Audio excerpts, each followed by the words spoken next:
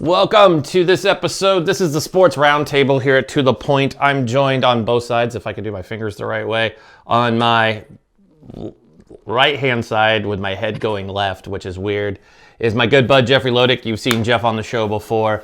It's our Yankee fan, Bills fan. And on the other side, you know him as our political correspondent.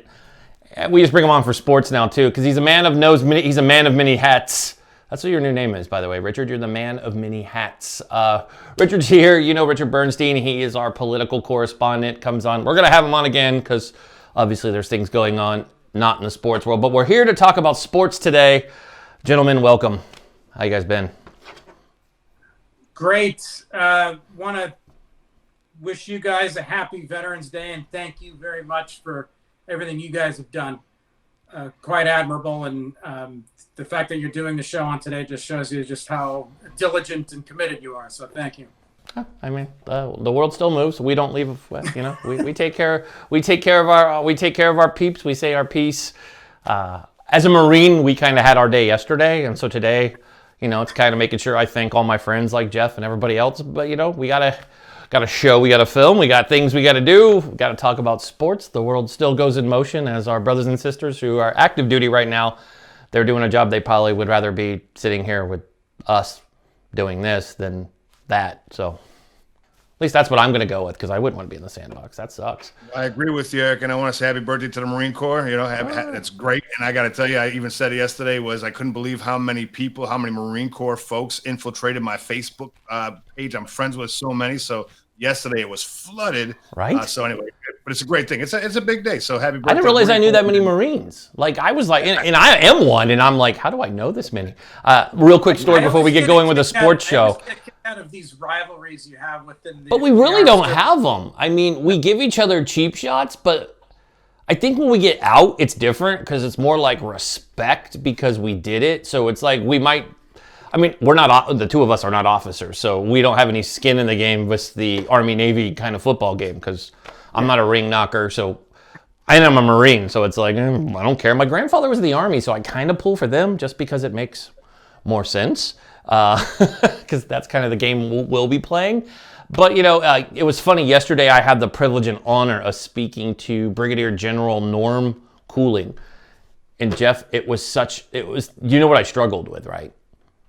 You know. Sir? Oh, God, yes. I couldn't stop. He's like, call me Norm. I'm like, General Sure. Norm, sir. I'm like, I felt like I just had a brain fart with name. I felt like it was the Step Brothers, right? And I was having that struggle with, you know, you don't have to call me Mr. Doback. You don't have, okay, Mr. Doback, Bob Doback. Yeah, that's how I felt talking to him. So there's like 5 times during both interviews that happens, and it's just like, oh my God. So, but yeah, you're right. Thanks, Richard. We appreciate it. Obviously, you know, we have an amazing fighting force, you know, and I think like every episode, and I love that President-elect Biden said it on stage Saturday night. I love the fact he always includes the troops when he gets done. There's, you know, God bless America and pray for our troops. I think that's so amazing to hear because, yeah, it's a good thing to hear, I think. I mean, that's just where I'm at with it. I don't think it has anything politics to do with it. You got to remember people who aren't involved in all this drama that would probably like to be home involved in this drama, and instead they're like, yeah, there. So, no pleasant place to be. But anyways, guys, jump in. Last week we did not have a show because I guess there's something going on in the world. So we didn't have a show. We had Richard on. He was on, but we were not talking sports. I mean, it's turned into a sport, but that's not what we were talking about. So this week, we're back. We'll recap. Everybody knows what happened last week. You know, Richard, you could jump in. You had the we'll start with college football. We'll give them some due. The Pac-12 returned last week. We thought that was the biggest news on Saturday. The Pac-12 returned with breakfast at the Coliseum. USC and Arizona State actually played a morning kickoff time, local time on the Pacific Coast, in order to be shown and get visible, get viewers on the East Coast at 12 noon. And it was a great game. And USC pulled it out with 2 touchdowns in the last 3 minutes. just what the Pac-12 needed to get noticed, because they're the last conference to get going, and USC is one of their top brands, of course, and one of the favorites, along with Arizona State in the South Division. But USC pulled it out. But don't count out my Ducks. They beat up on the Stanford Cardinal. Not the Cardinals, the Cardinal. It's a color. That's their lame mascot. But then their mascot is actually a tree that runs around the field. Never mind. Stanford's a great program, but the Ducks, no trouble there. They won 35-14. This weekend, though, is a weird one. They have to go to the Palouse, Washington State, Pullman, Washington. That's like, you have an easier time getting to Tibet than you do to get to Pullman, Washington. It's true. Talk about a university that is, if you don't know the Pacific Northwest, trust me, that's like the hardest university to get to. You couldn't be in a further northeastern, the place is it's like 29 Palms if it was put in the Pacific Northwest. That's exactly just what with much crappier weather, though. Yeah. And that's the thing. They're playing a night game in Pullman this Saturday night, Oregon at Washington State. It could be probably sleeting at some point, or probably in the high 30s. And I think that favors the Ducks. They're you'll appreciate, our friend in Tampa will appreciate this. The Ducks are probably the most SEC-like team in the Pac-12 because they've got some beef and they've got some good O-linemen and they pound the ball. They also have a good quarterback who's dual threat. So, but the big game, I'm showing my Pac-12 bias talking about them. It is the Notre Dame thriller beating Clemson, one of the highest rated games in a long time. It more viewers than any of the NBA Finals games. I think that's maybe I don't want to sound like I'm picking on the NBA, but that's just the truth. Notre Dame's in the driver's seat. I hate Notre Dame, but it's good for college football, I guess, if they're popular in winning. It'll be interesting to see how the playoff turns out. Long way to go. Alabama's obviously there, and I know we've got a Bama fan here. So, yeah. And Bama's number one, right? They came out top 25. The top 25 finally looks like a top 25. It's nice to see teams where they belong again. It made me feel like 2020 might be coming to an end sooner than later, just by seeing something normal. I'm not an Alabama fan, but I was so happy to see, this makes more sense for them to be number one than Appalachian State, Midwestern as the number, a top 10 team. So yeah, it was good college football. When you look at Michigan fell out of the top 25, it still makes me laugh to see Liberty, right? Liberty being a top 25 team where Michigan falls out, but they've been playing god awful. So I'm curious, watching the Notre Dame Clemson game. Lawrence is out, so I get frustrated seeing Notre Dame in the top 5 only because when it comes down to real competition, they typically falter, right? And they look horrible. But they looked great against Clemson. They come out, and it was pretty interesting to see all the people running the field at this point, right? But yeah. I guess my question to you is do they do the same thing if Lawrence is playing? Are they competitive when they're actually at a full-strength top 5 team? No. Thank you for bringing that up. I think the luck of the Irish, they got to play Clemson without Lawrence. That's a whole different football game. The kid who did fill in looked good. Let's give him his dues, because that's not an easy job to do. So he did perform well, but I think Lawrence in the game that's a whole different beast that we can try to figure out at a later date, because I just don't see that. I don't know. That game was great. I'm glad the ratings are up. I don't understand the cheap shot on my NBA. We can't help it. We were competing with debates and crazy things.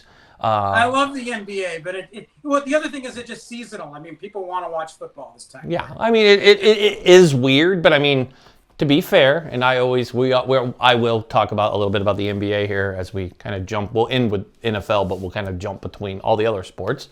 College football, it's great to have it back. My question, why we stay on this topic, Michigan. Let's have that tough talk, right? Harbaugh comes in there. He was a great quarterback. He was okay quarterback in the NFL. Let's not say he was great. But he was a great coach for my 49ers. I'm a diehard Niner fan. He took that team to where they hadn't been in years, and then they fell off. Whatever debacle, I don't think it wasn't him and Kaepernick having issues. It was always upper management. Now he gets to Michigan. They've been awful under him. They're not consistent. They lose a lot. I mean, and his brother's kind of steady Freddie over there at Baltimore. So, you know, they're good. I don't know. Maybe college football's not his thing and he needs to get back in the pros. Or I don't know. If you track Harbaugh's career, it always happens like this. When he went to Stanford, he took over a program that was down. And he comes in, he fires them up, and he boosts them up with a lot of enthusiasm, motivates them, whips them into shape, and they do well. And then he begins to wear on his players. And so by year 4, his players are kind of tuning him out. Yeah. But he's able to capitalize the success at Stanford and go to the Niners. What happens with the Niners? He does well, and then the players begin. He wears on the players there. He goes to Michigan. A lot of enthusiasm, a lot of hype. They're excited. They're getting a lot of attention. And then he can't beat Ohio State to save his life. And again, I think he's wearing on his players. I think there's a pattern here.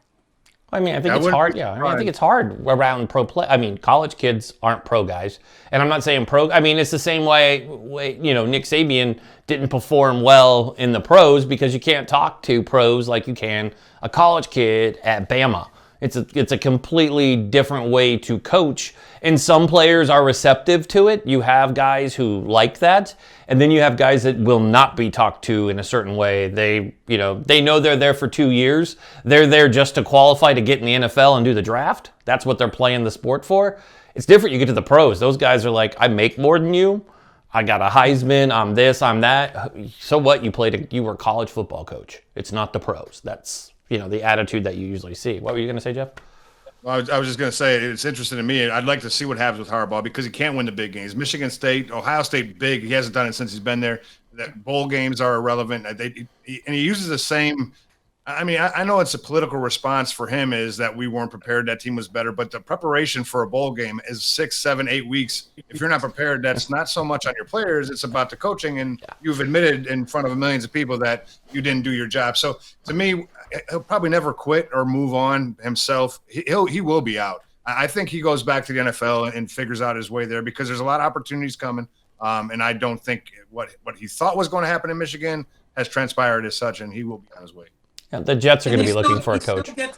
He still gets good recruits at Michigan, but his recruiting classes are nowhere near Ohio State or even Penn State or even Michigan State. Yeah. Well, but they're losing. But Michigan is losing to even the Pac-12 now. I mean, the Ducks are stealing some of this East Coast talent they haven't been able to do before, and they're competing with the Ohio States, the Alabamas, the Clemsons. Because people, I mean, come on. Playing for the Ducks isn't because you're in Oregon or in Eugene, because that's, let's just face it, you ever go there, trust me, you're like, great, we're in Eugene. Sorry, I'm the non-Duck guy here, so I'm going to be rude to the Duck fan just because I can. Also, anybody want to hear a joke? Do you know why they have the O at the center of their field? It's how many national championships they've won, too. Oh, I'll be here all week. No, I'm being nice. I'm getting ready to give him a compliment, but I had to tell my bad duck joke because I don't even have a beaver joke, okay? Husky fans that are living in the 90s. That's true. I mean, the Husky fans are. I can't bash on the Huskies. My alumni, Jake Browning, went there. So as a Folsom Bulldog, we give some love when he was there. Now we don't have any love again. I was like, my wife's like, why are we cheering? Why are we cheering for Washington? I'm like, Jake Browning. She's like, a high school kid. I'm like, yeah, we went to Folsom, so we got to give them love. No, but the Ducks have an advantage if you think about it. I mean, who wouldn't want to play for a team that is Phil Knight's like baby? That's Nike's breeding ground for everything that you wear now has been worn by somebody there. Their uniforms are great. They have great talent. And you're seeing a quarterback that the facilities. Yeah. The facilities are stay there. It's like being in the NFL. I mean, because you look at, and if we kind of blend the NFL to what we're talking about, look at Jake Herbert this year. I mean, that quarter, he's number one, he's on my fantasy team, but number two, that kid is beyond kids. Look at the records he's breaking this season where nobody thought he would. He's amazing. He's comfortable in the pocket. He can move. He could take a hit, and he can get the ball downfield and actually hit people. Sorry, Jeff, in Tampa, we learned on Monday night, throwing the ball downfield, it usually helps if there's a receiver down there, but Brady was doing that a lot. Like, I don't know, he looked kind of lost on Monday. Like, that whole team looked like they didn't want to be there. Like, it was like, do you guys know that there's a game going on? Because you're not here. I mean, the offense was off, Gronk jumping. But anyways, going back, so it's interesting you guys feel that way. So Harbaugh, NFL. I think he's done after this season. I think he's done at Michigan. He'll be a... And I don't think he's going to get a head coaching job in the NFL. No. I could see him being a coordinator. I could see his brother hiring him or something. Yeah. His stock is low. I mean, I think every coach has their sort of prime, and I think his best days are over. But you mentioned Herbert. You mentioned Herbert, and it's perfect segue. He's playing at Miami against Tua from Alabama. I mean, what a great matchup that is. Oh, yeah. Two good. I love both of those guys. Just both of them. Their stories are so good. I disagree with you. I think it could be a great matchup. I'm not a Tua fan yet. I'm not a Dolphin believer just in this point. Hopefully, they've been doing really well over the past few weeks, so good on them. Yeah. I just got to tell you, through the draft process, I wasn't sold on getting Tua where they got him. I think Miami was so far away from what they actually needed. A quarterback. Remember, at the time, they actually had Josh Rosen, who they didn't use last year much at all. They traded for, it's a first-round quarterback, so I figured they would have used their draft stock to bolster up their offense, do some things on the defense side of the ball. Instead, they draft Tua with pretty much the same team. I mean, they got some good players. But anyway, so I'm interested to see what happens. The fact that Tua came in 2 weeks ago, not really impressive. Last week looked pretty good. Look, the future's bright for NFL quarterbacks, in my opinion, with Herbert, with Tua, with Burrow.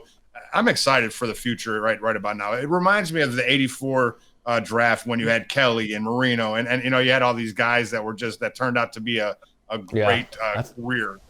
I do love that because that's true. You left out Josh Allen, your guy in Buffalo. I know. I was like, wait a minute, Buffalo guy's not going with Josh Allen, who is just. I mean, that guy, let's face it, and we'll jump, let's play with some NFL here. The Bills look freaking amazing. When you look at the AFC East that for years was dominated by those people in New England. I'm behaving today. Those schmucks, those dudes in New England. We're cheering for them to lose. But I will always cheer for the Jets to lose before I'll cheer for the Pats to lose, just because I love watching Gary Vee get angry on Twitter. It just makes me happy. It's just this sick, demented thing where he's like, this is our game. And I'm like, bro, no. But your Bills look good. I mean, Allen is amazing. Sad, delusional lot, Jets fans. I mean, they're just, it's a sad, delusional group of people. Unbelievable. Well, they talk about that one Super Bowl back in 1960 million. And they're like, well, better than the Bills. I'm like, you might want to go check the scoreboard and records. They actually know what the playoffs are. It's kind of crazy. And, I am excited for Buffalo being 7-2, but I got to tell you, so I'm the opposite of most fans. I love my team, but I've been scarred by Buffalo for 20 plus years. So, jumping into, the savior, meaning that Josh Allen. Now, I'll tell you, I was very impressed from what Josh Allen has done from the years prior to right now. The first 4 games of the season, he looked like, truly, he was in real life conversations about, Russell Wilson, Aaron Rodgers, Pat Mahomes. This guy might be an actual MVP candidate, right? Well, the next 4 games against Tennessee, Kansas City, the Jets, and the Patriots, he looked worse than he did last year. So I was like, what is happening? And then he comes out this past weekend, crushes Seattle. Seattle's defense hasn't been worth anything lately, but just to watch Josh Allen, the passes were on point, his thoughts were on point, he protected the ball. So again, he was back up in that conversation. Maybe not for MVP, but it's saying, hey, if your offense can compete and do this, because you're going to play a team with Arizona, you're going to play the best defense, in my opinion, with Pittsburgh in 3 weeks because they have the bye after Arizona. Then they come back and play Pittsburgh.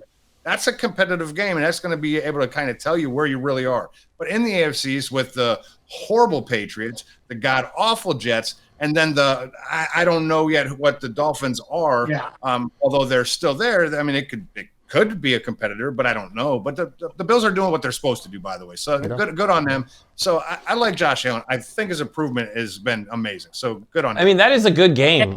That is a good game this weekend that you guys do have. Murray versus Josh. Murray. Another young quarterback. What a matchup that is. His scrambling this week, I was watching. I was blown away by some plays that guy runs. He has zero fear, and he just takes off, and he runs so smooth. He protects the ball. He moves it over. Things that most quarterbacks don't do, like, they carry it like a loaf of bread, like Madden used to call it, or, he tucks it and he moves it. Literally, if he sees impact coming, he will move the ball over. He'll put his hand over. It's just, he's good, and I think your defense is going to be challenged.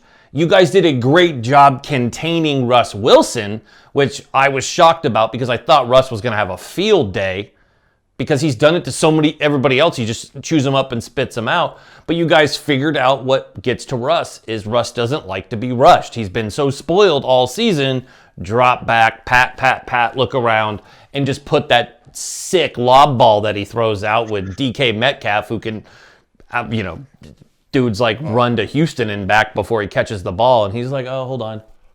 And he just catches it because he's a beast. I mean, that guy, to me, he's a guy, sure, I know he's not an MVP. I mean, to me, he should be considered for MVP. DK Metcalf's having a year. I mean, he's probably one of the most reliable guys you put the ball up to. But I think that game is going to be interesting to fast quarterbacks, to lethal offenses that are young, aren't injury plagued, that both have something to prove. And it makes their divisions wide open. You guys own the AFC East because you only have the streaky Dolphins there, who, good for them. But the NFC is a hot mess. The Niners, I mean, we look like the entire team's injured reserve. If I had that team right now, I would restart Madden. I would be like, nope, that season's not going to work. Let's reset the Madden because there's too many injuries. Or you would move them to the East Coast to play in the NFC least. Yes. Go to play the Jets every week. That's what we need to do. Play the Jets.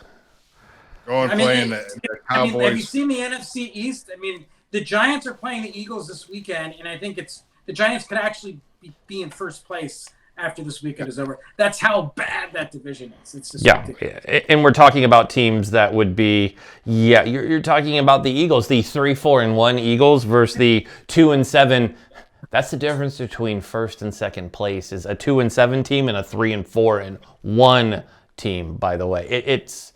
That's a mess. I feel bad for the Cowboys. I'm not a Cowboy fan, but what happened to Dak was tragic. I feel bad for the guy because I'm a fan of Dak as a human being. And, not a Cowboy fan by any means, as a Niner fan. But just to have him go down and see the quarterback roulette that they're having, I mean, they had to put somebody else in. And the Cowboys look good with that new QB, the kid who's 29 and been on like every practice. Yeah. You know what, Eric, I'll throw this out there, and this is so we talk about paying this guy money. We talked about Jerry Jones and the contract and the negotiations, and they fell through. People talked bad about Dak based on the record of the Cowboys and all this other stuff before he got hurt. I would tell you, if I was a voting party in the MVP conversation, I'm telling you today that Dak Prescott is my MVP for the season, and I'm going to say this solely because if you look at what the offense has done in Dallas since he left the game, I promise you, I don't know statistics specifically, but I guarantee you that one game that Dak had performed in hasn't equaled the entire offense since he's left. And so I'm telling you, I think Jerry Jones must look in the mirror right now and say, the value of Dak Prescott has skyrocketed. We need to pay him. He'll heal up and it'll be better. The conversations where if they finish last or they get Lawrence, all this stuff, they shouldn't be looking at a quarterback. They should be looking at paying Dak because he is probably the most valuable player to his team than I would think anybody in the NFL. I'm saying that without seeing Mahomes go down or Rodgers go down. But right now, Dak is there. So it's just crazy to me. The Tampa guy just left off the other name. I mean, what happens if that other guy goes down? The one who left his team and moved to Tampa and brought all his friends, and they were supposed to be the undefeated and untouchable team. They sure didn't look that way Monday night, and they haven't looked good on paper. I mean, they caught the Packers on a bad game, but I haven't been sold on this. They didn't look great against the Giants either. No, they haven't looked good all season. They haven't looked dominant street, to what you see going on the field day after day. They don't look that way week after week. I see the Chiefs fixing what they're doing. I see, especially the Ravens, that team just figures a way to win. And I'm still not sold on the Titans yet. I know that they're doing good. The team, and even I'm going to say it, and I know they're undefeated for the first time in ever this late in the season, but the Steelers, right? They're dominant, but they're like one bad play away from not being dominant because it's like, Ben right now, as of this recording, is not back from COVID yet. He was put on the COVID list. So he's not back yet. Baker came back from his. Well, it doesn't matter. The Browns suck. But I mean, it's the Bengals this week. The Steelers, they're not like the dominant team. They just hang in there and win. It's another goal line stand. It's a missed field goal. And the Titans are the same way. I mean, they lost back-to-back games that they could have won. And I just don't see a clear winner out of, because the AFC, to me, there isn't a dominant force in the AFC besides the Bills, who sometimes have stumbled. No knock, but I think we can agree that there's no really dominant. Like last year, it was the Chiefs. Like, you were like, the Chiefs played, you were like, shit, it's Patrick Mahomes, and here's the Ravens. There is the AFC. Like, everybody else went through them. And now it's like, ooh, Patrick got held to some crazy number. Even in a victory, he didn't, not this past week, he threw for crazy numbers, but the week before he struggled. So, I mean, I just think the NFL's different this year. It's just this different vibe. Tampa, to me, is the hot case. Jeff, what's your thoughts on AB coming back? And now he's with the Bucks. Everybody thought he was going to come on the field on Monday and make a huge difference, and well, he did nothing. Well, he didn't. I'll tell you what I thought. One was the fact that he was on the field as much as he was. 38 snaps in his first game was kind of crazy. But, I got to tell you, I'm not a fan of AB coming back in the NFL. I think it sends a bad message. But at the same time, I think it actually can help and talk about, mental disease. I believe he's got some issues, right? But here's what I would tell you. Him coming back in the NFL, he's down here in Tampa. I think that I love him as an athlete, right? I mean, when you looked at him before I think the hits to the head kind of got to him, I think, right? But when you looked at him, he dominated, right? I mean, there was nobody that could hold him. It didn't matter, 2, 3, 4 guys on. The guy made amazing plays, right? So anyway, he's been out of the game for a little bit now. He comes back here in Tampa. Brady's got him living in his house here in Tampa, which is good. I mean, Brady wants to be the savior. I mean, he said, look, besides football, there's more to life than football. It's about helping people, and I want to give that opportunity. So anyway, he comes in, and I'll tell you, there's a lot of, it's noise, right? There's a lot of noise in Tampa because you figure when you look at Godwin, Evans, AB, and then you still got Scotty Miller. Then you have, Gronk on one side. You got Cameron Braid on the other. The running backs are whatever. Fournette's back and playing decent. And they got arguably the greatest quarterback of all time.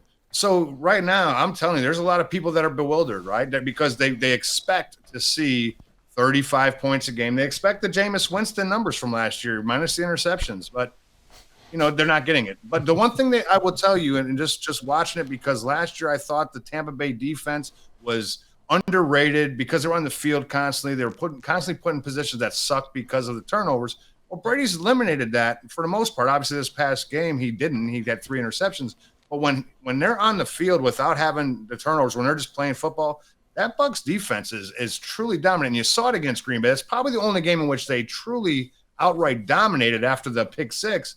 But, yeah, I mean, it's inconsistency, right? So the Tampa Bay savior, the guy that comes down to take the Bucs to the Super Bowl, I don't know, man. I mean, I just think, like you said earlier, the NFC's up in the air. Who knows, minus the fact that the NFC sucks, right? We all know the East is just a garbage fire or dumpster fire, but everybody else is kind of there. But yeah, Tampa should be it should be interesting. I'm excited for the competition in the East or in the NFC. Just don't know who's going to come out on top yet. Somebody just needs to become consistent. But let's take a break from NFL talk. Richard, we also have you here because you bring more sophistication and class to the show. I understand you have some insight on the Masters. Something that I don't have insight in unless I could play it on EA Sports' golf version, which I golf really good at that, by the way. I just want to let you know I'm a wicked good golfer. I can actually smoke a tiger, so that's pretty cool. I'm pretty good. But the Masters, there's so many sports that are back, right? Somebody told me the Preakness or whatever it was last week. There was horse racing. Somebody was like, hey, did you watch? I'm like, bruh. I'm like, college football. I'm an NBA guy, I'm an NFLer, and I'm a college football guy. When I don't have my Yankees, baseball, the Yankees aren't on, then I really don't care. And by the way, whoever mentioned Brady's house, is that still Jeter's house or? So Jeter put it up on the market, right? Okay. I don't know. I think Brady's actually buying a house to move out of Jeter's house, okay. Which I got a story about Jeter's house. I'll tell you later, but not anyhow. Oh, if Jeter's homes could talk. Oh, it's my gift basket buddy. Now he's married and has kids, and he's like a normal guy. But God, that man was a legend. Still is. He adorns my office here, so I love him very much. We won't bash on the man. Never, never. It's just AB being in Jeter's house. Make sure everything's nailed down. That guy's crazy. Not a fan of AB at all. So the Masters. As everybody part of it, I'm going to sound really naive when it comes to Masters. I was trying to study up on it, and I said, you know what? Richard can run point on this. So give us the insight to it. I know it's a big deal. I have a lot of friends who are golfers. It's all over my Twitter feed. It shows you how my Twitter feed is either sports or politics, and there's no middle ground. I wish there was, but I see a lot of Masters talks. Kind of give us the ins and outs on what's going on there, because I know that starts tomorrow, right? Tomorrow, yeah. And, well, as you know, it's usually held in the spring. It's like a rite of spring. Turning on the Masters, hearing that music, seeing all the azaleas and the dogwoods and the beautiful scenery. And this year it's in the fall. And there was concern that the course was going to be even more difficult if you're going to be playing it in the cold and in the rain. The forecast is going to be pretty warm. So some of these old guys who I thought would have a hard time, just because you get older and you get tight and you're not as loose, they may be all right. So Tiger could actually be a contender, though he hasn't been playing well coming into this. The guy that everyone's talking about because he hits the ball a mile is Bryson DeChambeau. And not only does he hit it a mile, this guy is like a brainiac. He studies everything. He gathers all this data. He's able to track drives that he hits on other courses and then figure out where that would land on, say, Augusta National. And so he's figured out pretty much how to play this course. And he hits it so far that every par 5, he's going to be hitting a short iron into for his second shot. So in a way, his par it's a par 72 course. But because of his length, this course conceivably could become like a par 68 for him. So that's the big story is he going to dismantle this course? They talked about Tiger proofing the course back in the late 90s, which they did. And they thought, okay, we're never going to see someone embarrass the field and show up our beautiful course this way. Well, now we have DeChambeau, who, again, he put on 40 pounds of muscle, and he trains. And not only is it the training, but it's also the analytics. And it's going to be interesting to see how it plays out. Jesus. I'm worried about daylight, though. I mean, daylight savings, no more. It gets dark at 5 o'clock. If there's a rain delay, this tournament could stretch out into Monday, which would be terrible. We want to see that Sunday afternoon back 9 at the Masters. So DeChambeau is someone to watch. I like the long hitters. I like the young guys who can hit it a mile. Matthew Wolf, an alum of my high school down in Southern California, Westlake High School, go Warriors. I think he could contend. And then, of course, some of the usual suspects. Phil, sorry, I don't think Lefty's going to do it. I don't think Tiger is either. The forecast is going to be a little warmer. That bodes well for him. He just hasn't been playing well coming into this. Which maybe this is going to be bulletin board material for him. You never. It's like Tiger. You can never count out because that guy just shows up, and when he shows up, it's like scary because that's a whole. I always say Tiger is like an angry LeBron James. That is not somebody you want mad because LeBron got big in the last few years. He's golf's Jordan. He's golf. Yeah. Oh, absolutely. He's amazing. I mean, I live here, and his world of Tiger is very big. I mean, still has his own building here on Nike HQ. He's a big deal. He is the MJ of golf. Always will be. That's why you don't sleep on him. I know Lefty's in there. Is it McAvoy? McIlroy, Rory McIlroy. Yeah. See, I know one of them.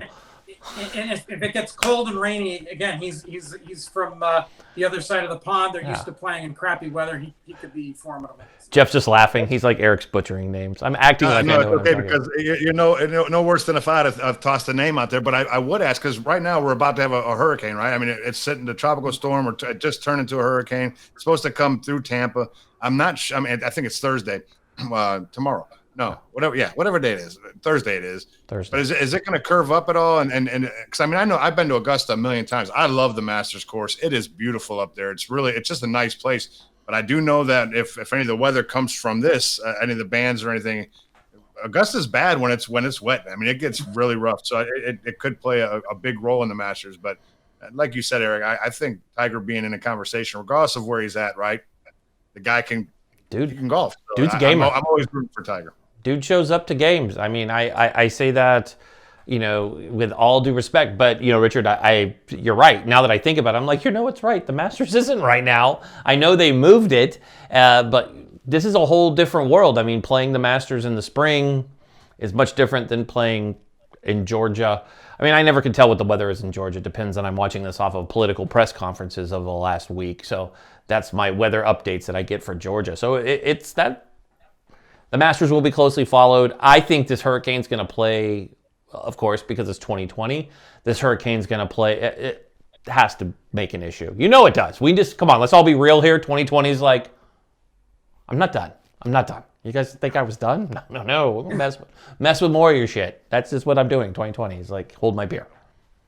I mean, you guys tell me if I'm wrong. And adding more chaos to it is the NBA soon will have its draft, and then immediately 2 days later you have free agency. It's going to be just chaos. It's going to be a lot of pressure. Can you imagine what Twitter's going to be like on those days? The movement is going to be so furious. Woj and Charms are going to blow. They're going to break Twitter. Unfortunately, I don't know if anybody out there knows what I'm talking about, but if you're an NBA fan, you definitely know those two names. They are the sports god. They know everything that goes on in sports. It is interesting. There's a lot of reports coming out on different players that want to make moves. The biggest news that was right before we recorded this was Russell Westbrook, otherwise known as Damian Lillard's bitch. Sorry, I'm just calling it like I see it, and Dame owns him. I call him Rusty Westbrook. He's Westbrook. So our good friends, true story, you guys could look for this. I posted it multiple times, or if you watched the game, we were at the Shot last year. We're proud season ticket holders of the boys from Rip City, but we were there for the Shot, and our friends were the ones that you probably saw on TV that had the baby with the Westbrook face on it and the baby carrier. That's right. That's what we do here in Rip City. You don't mess with Dame, because Dame's got range from like the parking lot. Like, Dame is that guy that he will get. I mean, he owns heads. He owns space in Westbrook's head. Like, can I ask you a question here? Go ahead. You're the Blazers GM. You have Damian Lillard still in his prime. You have a competitive Western Conference, obviously. Mm-hmm. You know your team, the way it currently is not going to win an NBA championship. What do you do? What move would you make, GM Eric? That's a good question. I like that one. See, we got high cap. So we have guys like Whiteside, who proved his value, but we don't need him. Send him, free up some cap space, either get draft picks or ship him off and get what we can get for it, because then we have a good young roster. I think everybody saw Gary Trent Jr. really light it up in the bubble. Ant Simmons, I think he struggled a little bit being in the bubble, but Ant is a young player, still learning. Gary was the same way. Ant is under Dame's wing. Literally, if you guys, Richard, I know you know the area, but if you think about where the Blazers training facility is and where the players are at, this team, unlike most teams, they live all by each other. Like, it's that way. I mean, players who leave the Blazers still live here. Evan Turner. Sorry, Evan. I totally just screwed your name up on purpose. Evan Turner still lives here in town, still, hangs with the guys. Myers Leonard sold his home here, and that's not a big loss, but you have these players together, so you do have a young team. I think there's some players that we need to get rid of. Trevor Ariza, he was into fix, but you got to remember, we didn't have a healthy Nurk for an entire season, and we got him in the bubble, and he's hot. I mean, Nurk's ready to go. He's a young, strong player. I think he's one of the top 5 centers in the league. I think he'll make the All-Star game. If there is an All-Star game this year, he will make it. He will be selected. He's amazing. The year that he was having when he got hurt, he's now healed. It's been good because he's had extra time to heal on that. Zach Collins, a lot of people have slept on Zach. Zach had an injury that they thought would improve because it's a fluke injury. Zach is now healed. But I think the biggest one is Hoodie. Hoodie is a huge part of our lineup. We had to bring in Trevor Ariza to kind of fill that hole. And Mario, whatever the hell his name is, Super Mario as they like to call him. That dude's the black hole of... We have some guys that just need to go, free up some cap space. I think with keeping Melo here will be a big move for us. Melo has really... He fits in here. and he'll attract more of these guys that want to play for us too. To answer your question, the moves are good free agency, which having Melo here and Dame on this huge rise where the players respect him.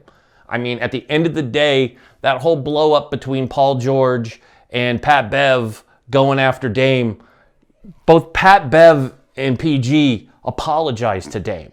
Like, Dame is like the godfather of the league. I mean, Dame's respected. He's probably the only guy who's ever been in a street fight.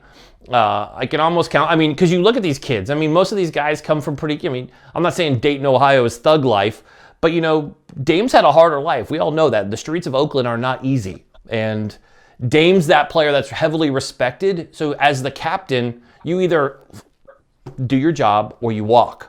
And this is his team. It's not Coach Stotts' team.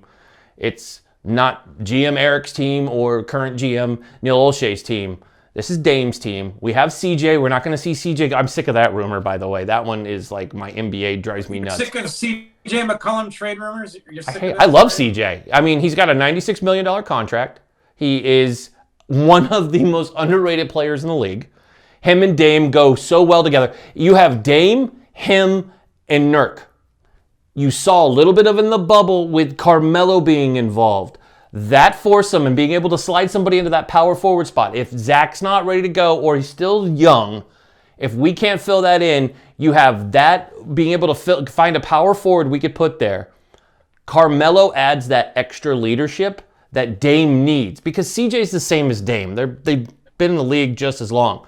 But Carmelo, I don't care. Knick fans, you can call me what you want. Carmelo's one of the best players in the league. I'm saying this as I look at a picture of my son who got to hang out with him. We've got signed Melo stuff. I fell in love with Melo, not being a big Melo fan until this season, and just seeing how he is and how he helps these younger players. That's what you need. These guys are like, the dude's like Kobe. He's LeBron level. Let's just call Melo what he is. Well, but he's a free agent. If Rodney Hood doesn't pick up his $6 million player option, he'll be a free agent, which I imagine. Who do you prioritize, and how high are you going to go for Carmelo? We have wiggle room, and Melo's already bought a house here. So if you go off of property, you go off of they own homes. Now, his home is located right by CJ and Dame's because they can afford it. His kids are enrolled in school here. Lala is out here. They've started planting roots here. And Dame and Melo are very close. Dame, Melo, and CJ are very close. And now they've brought Nurk into the mix. You see Nurk's out boxing now. You start adding that in, I think you don't worry about, because we have Whiteside leaving and his contract is so inflated, it's disgusting. And he could go to Atlanta or someplace. He wants to go back to the East Coast. He wore out his welcome here for taking plays off. We're kind of, if you follow Rip City basketball at all, which means if you're watching this show, you hear me talk about it a lot. If you follow it, you understand that Nurk is kind of the blazer center that we like because he's all tools and he's boys with Dame. And he's not lazy. When he's in, he plays hard. Then we just go find a backup center. It's not that hard. I was a big Scalabrese fan who we traded away because we were so injury plagued we had to just to stay alive. I think you get rid of Trevor Ariza, frees up money to be able to afford. Well, the problem with Ariza is he's still under contract. He's got a clause in his contract. You could try to trade him. Yeah. You could try to trade him, or you could try to. But that money doesn't come out of us. That money actually comes out from Sack because he came from the Kings. Yeah, but for the payroll for cap purposes, it's part of the cap. And and I know people are watching going, you know, there are other teams in the league, Eric, besides the Blazers. Your guys are right. There's a lot of teams out there. You see the Knicks, they're trying to make a play for a lot of things. I think the big teams that we should be looking at, I think the Celtics are always the team out of the East that you need to pay attention to. I think this Brooklyn team with Nash as their not their point guard, as their coach, but Kyrie, Durant, that Brooklyn team, they're going to own New York. I mean, let's face it, Nash built coaches around him. Nash is just I love Steve Nash. I have no disrespect for him. And just seeing that, that's who I'm going to say is the threat from the East. Orlando, Miami. Miami could have a run. Miami just needs to be healthy. That's Miami's biggest issue is staying healthy. I think Miami will make some pretty good moves here in the offseason. Get rid of some of the guys. I mean, there's some. I'll tell you, Miami is the team that surprised me. Milwaukee is a team that surprised. I mean, that doesn't surprise me, but we don't know what they're going to do with the big freak, right? Yeah. Anyway, but Miami is the team from the East that I would consider being right back there. I mean, Oh God, that's just what I look at. yeah. And I think I'm young really teams. mad with you, Eric. I'm upset with you that it took you until Carmelo got to Portland for you to listen. That is why I dislike LeBron James. If you did not know, when Carmelo came in from Syracuse, I was a huge Carmelo fan. First year, won a national championship.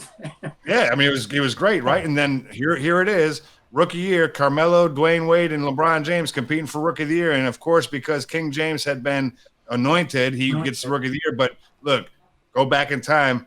Dwayne Wade had a better year. Carmelo Anthony had a better year. And from that point forward, I was like, I love Dwayne Wade. I love Carmelo Anthony, and I'll never like LeBron James solely because the NBA put him as their poster child. But you got to remember, my NBA is mostly West Coast, so that's you've got the Lake Show, the Warriors were just starting to come up, the Kings. Well, the Kings at one time, 2 decades ago, were really good, and now they're a crap show. They have a beautiful arena. Crap show. The Blazers perennial always go into the playoffs. We're kind of like your Bills. We almost get there, and it's heartbreak. I mean, last year, I don't even want to relive the Western Conference Finals after going through such an amazing playoff run of the shot. Heard round the world. You guys have no idea. I mean, I got chills just thinking about being there right now. I was at the 4 overtime game, which, by the way, in case you're wondering, they even stopped serving water during a 4 overtime game. That's kind of bullshit, yeah. And then going through, watching all of that that Warriors team is amazing. The Lakers, I don't know. The Lakers have a lot of movement. I know AD and LeBron. LeBron's no spring chicken. That's the thing that you got to remember. LeBron's getting older, and he doesn't need to play basketball for money anymore. He makes more money from Nike for endorsements and his payout from. Here's the thing that keep your eye out for. Okay. Rondo is going to be a free agent, and his stock was not high at the beginning of the year. It wasn't even high at the time COVID hit in March. But his playoff run, he's gonna cash in, and it's probably not going to be with the Lakers because they're probably not going to be able to afford him under their cap. So that's going to be interesting. I'm worried that Melo is going to go ring chasing. I hope he stays with the Blazers. Everything you're telling me, I'm encouraged by that, and I hope it works out. But part of me is worried he could go ring chasing to LA or even Milwaukee. I mean, who knows? Maybe even Miami. Milwaukee's. I think the biggest question that we can wrap the show. One of the biggest questions I have is the NBA is playing with fans, and they're playing in the stands. No more bubble. And we have seen. I don't care what anybody says. We're seeing NFL teams. I've seen it quietly get passed around. I mean, and it's the perfect time for the NFL to do things under the radar. There is this gigantic thing going on in the world, I guess, that everybody else is paying attention to, this election. So the Vikings quietly announced today they will not be increasing their number of fans. And in fact, fans will not be in the stadium any further. They're done with that. So a lot of NFL teams are quietly pulling away. The NFL voted to bring in 2 more teams into the playoffs. So when you look at the NBA, starting the Blazers' first game, I believe, is December 22nd. We do not get to attend games. We've been notified as season ticket holders. When the NBA released it, the Blazers released notification we're not allowed because of on the West Coast. We worry about COVID on the West Coast. I know those of us in New Jersey and New York worry about it. You folks in Florida, you have a different governor. I worry about it personally. I know you worry about it. You notice how I said that. I didn't say Jeff doesn't worry about it. I said your governor, who seems to be buddies with someone else, seems to be like, what COVID? COVID? I'm going to make it so you can shoot people for no reason. I mean, that's what this guy's signing. No, just go to the beach. It's cool. Spread COVID. Don't wear a mask. You're good. You don't even need to wash your hands after you get done in the bathroom. We live in Florida. So I just think my concern is, how does the NBA play this off?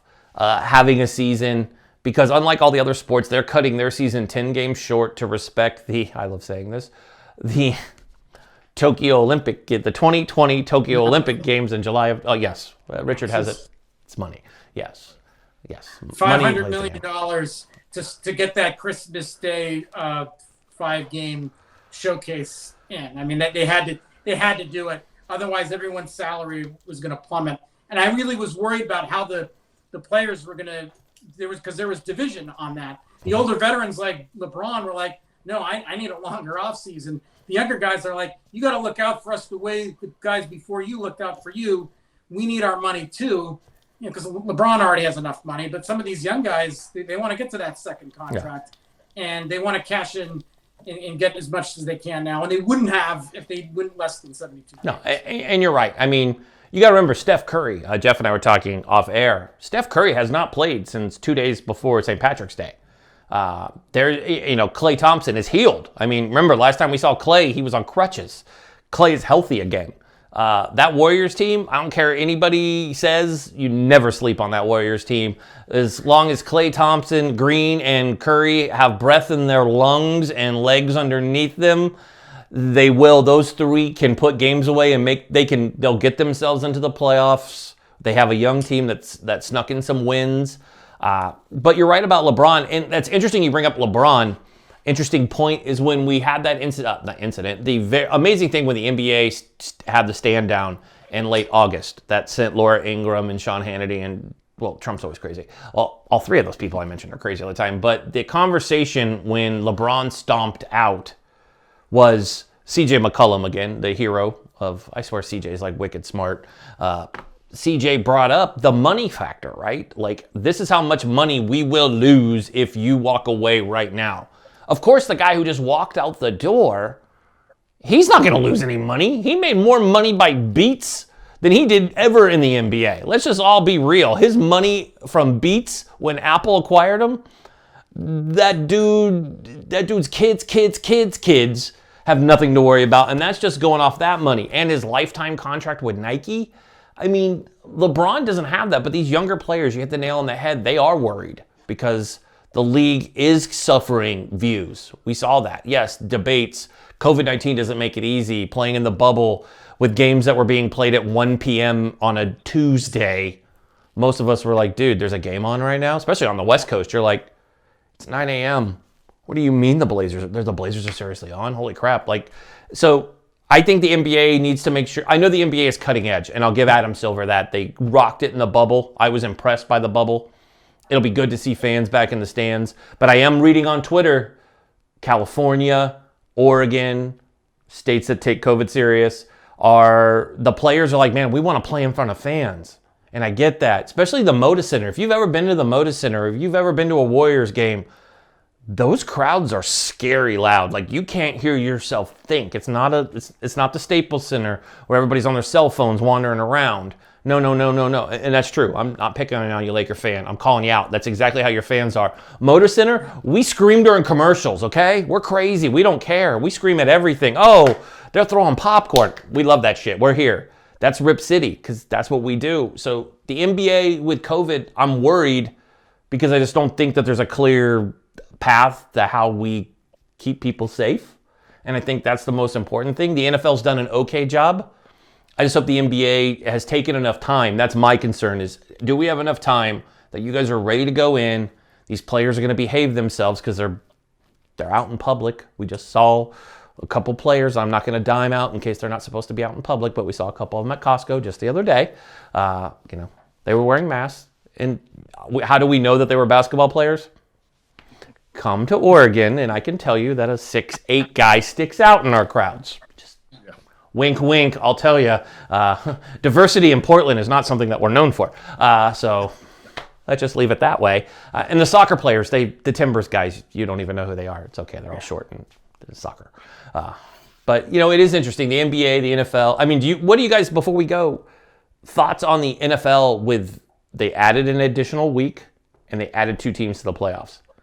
Do you think we're going to have another outbreak that they're really not telling us about? Or is this just playing it safe?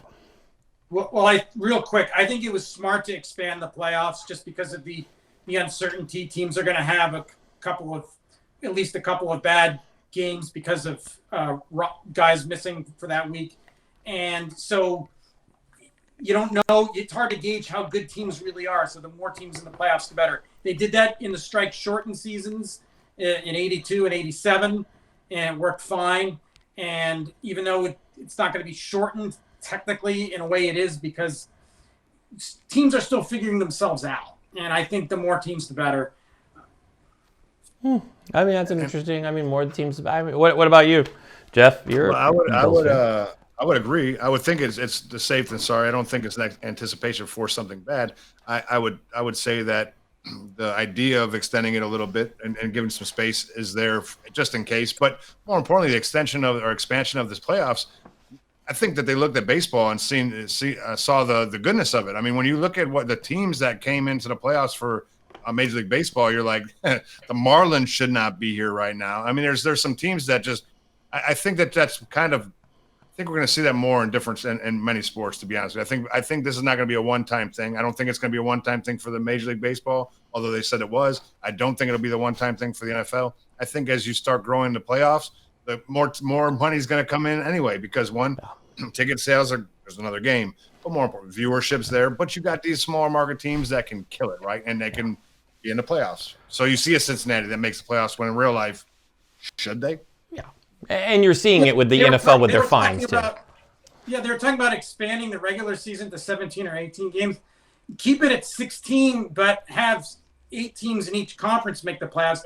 Fans want to see playoff games. They don't want to see some extra regular season game with the stars sitting out if it's the last game of the season. Kill off the Pro Bowl. I've said it. I'm sorry. The Pro Bowl is the weekend that I never watch. I'm not interested. I went to Pro Bowl games when I was in the Corps at K-Bay. When I was in Hawaii, I went over when they used to play it in Honolulu. It's cute, but it's lost its luster. It's not the NBA It's not the NBA All-Star Game, which is entertaining. There's a lot of fun at it. They've tried to make it like the NBA All-Star Game or MLB's. It's not the same. It just doesn't go over well. It's a free week. Get rid of it. Take that rest week out. They don't need it. Give us another week of playoffs. Make it more fun. Make it more along the lines, because they need money. We all know that. They can't keep fining John Gruden and all these other coaches for pulling their mask down for 5 seconds and saying, there's another $250,000. They're making, they made close to $8 million in fines the past week, just hammering people for BS, but letting players get away with just cheesy, late hits they're not fining, but you pull your mask down. If you're seen, like Tomlin got nailed for it because, he comes out there. I love Mike Tomlin. He's got his mask all the way down. Like, you can see the referee like, bro, you might want to. He's like, oh, yeah. They get so used to it. So, I don't know. I think the NFL, they need an extra, I think, play 18 weeks. I like that. I think longer season. I like longer season, and I love no exhibition season. Oh, my God. It's so... So you want expanded playoffs and expanded regular season? Oh, yeah. I love the NFL, though. I'm a fantasy football guy, so, I'm like, come on, football in the winter is fun to watch. It's something about a game coming up in the next few weeks that's going to have snow on the field. It hurts, and you're watching it from your couch with the fireplace on. It's good to be there. I mean, I'm not a fan of fake crowd noise, so I can't wait till we can put fans back in the stadium, because they don't even do it right. And that's a whole nother show where I could be like, man, who's in charge of this? If the Seahawks score a touchdown, you can't hear yourself think inside their stadium. So don't be like, yay! You're like, dude, really? Hey, Eric, what I was wondering, do the fake fans leave games early in Los Angeles just like the real fans do? Well, their fans haven't even been to their stadium. They looked like, never mind. The fake fans, though. Oh, I'm sure they do. The fake fans in Philadelphia booed the Eagles. So, true story. I wish I made that up. That's the truth. But yeah, guys. Yeah. So in closing, I want to thank you guys for joining us this week. Kind of a smattering of sports, and that's what the show is about. Jumping in, getting 3 different opinions, talking about sports. We did get some college football, which was cool to talk about. We even got the Masters. We didn't make fun of hockey. We did make fun. I made fun of soccer. Long NBA talk. So if you're not an NBA fan, I apologize, but you should probably like the NBA. Somebody right now is Googling or sending us hate mail going, oh, really? LA. You're going to pick on who won the rings? We have basketball and baseball. We know. It's better than it went to Tampa. Sorry. I don't know. Anyways, that's what I have. I'm like stalling for time here for no reason. I feel like I'm the president not leaving the White House. I'm just sitting here. But, got that one in too.